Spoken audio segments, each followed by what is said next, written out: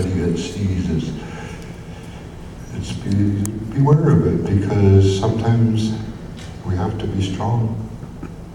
We might have to show our teeth and even bite. Why? To protect what is sacred, and that's what he's learning with each step he takes. The mouse, the Helamalakala, her name is, she's the messenger in the forest. The messages that he receives are supernatural because the Creator, his speaker, Yaganala, speaks to us not in words, touches our emotion, shows us signs, omens. So he understands this. There's so many that he encounters, as I say, I forget sometimes all of them, 40 of them, each one of them giving him a gift to connect him with nature so that he had an understanding of what life was all about. And had the deepest appreciation, especially when he finally encounters death. Death gets up and dances for him and teaches him it's part of life, a sacred moment in life when we depart, go to the spirit world, if we allow it. That moment is sacred. Now he realizes it.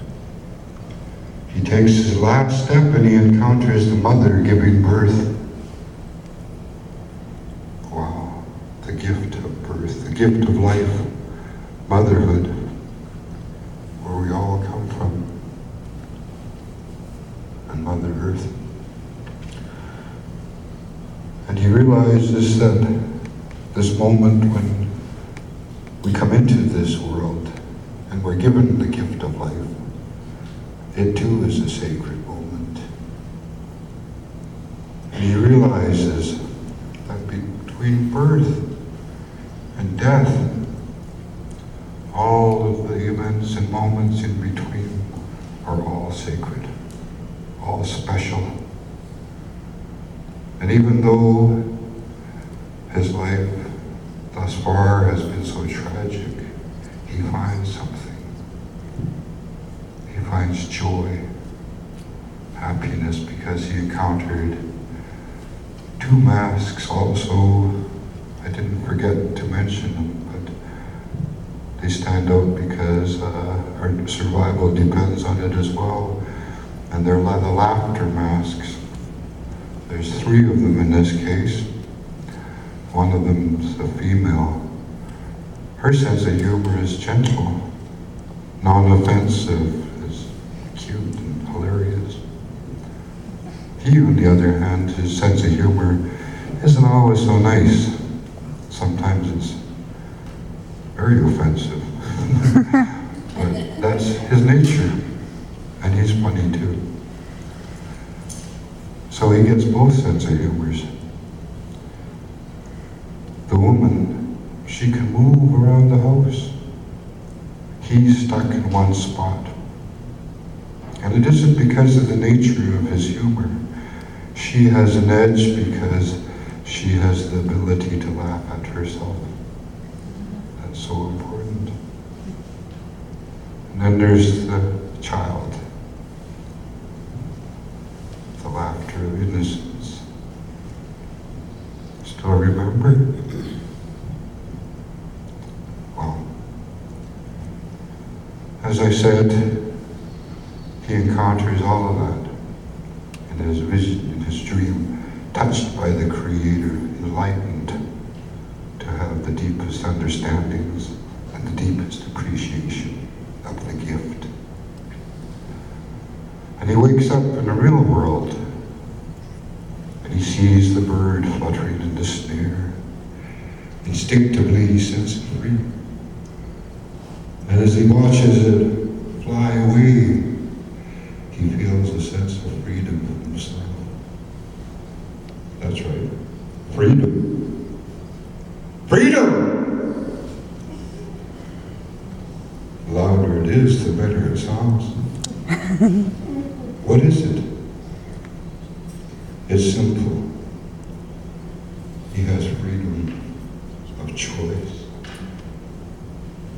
He realizes that all the gifts that were given to him and all the understanding of it would amount to nothing and be meaningless and worthless unless he could share it. That's where Quaquabalas makes his choice. He finds forgiveness in his heart, and he brings those 40 masks and the taco back to his people as a reminder of who we are and where we fit in the world. It's so powerful. What an amazing gift to share today here at the Bill Reid Gallery. Out of context, hanging on the wall. Maybe that's not quite the right place for them to be, but they look pretty comfortable right now. Yeah. I think they're happy to be here.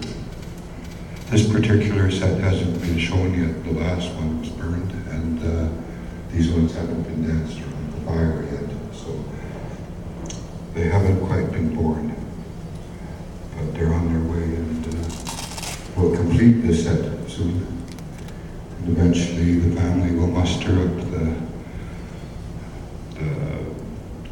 energy and equipment, everything it takes to show them again.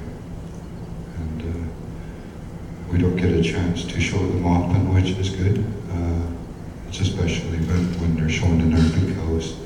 So that was the background of the talking about masks, and now that I've shared that storyline with you, I'll suggest that now you've become that lost child in the forest, trying to find your way to the path that will lead you to the light. Now it's your turn to share those gifts. And I thank you all for listening. You've been so good.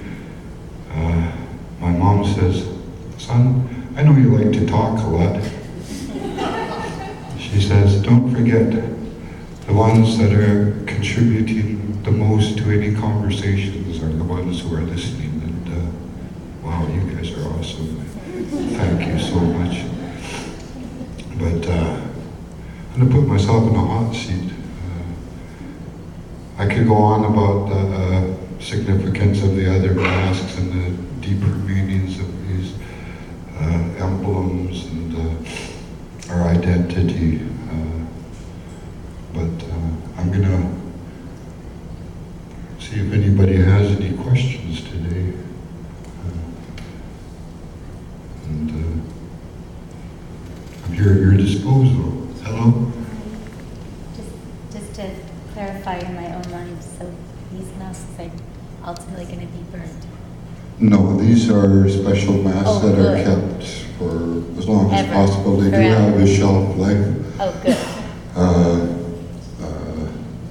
Eventually they get too fragile and dry and old, and new ones are made quite often. We're having a challenge in some ways, I guess, restoring our culture, and the preservation includes replacing pieces that are scattered in private collections and museums throughout the world, and that's a big job. It's ongoing, this movement. There are many people working really hard in the different areas, restoration of the language, which is so important right now, being that we need to have more immersion, I suppose, because it's slowly disappearing, even though there are more younger people today who are studying, and we're lucky we have Pat Shaw with us today, who has worked so hard in her endeavors to ensure that we have that security and preserve languages. It's so important, especially to us in terms of our own identity, so that's important. My nephew here, Howard, for all all your work, always standing by to not only exert it and be there as a singer and a leader in that sense, but also always willing to learn more and on his path contribute as much as he can. And yeah, it's a movement. It really is.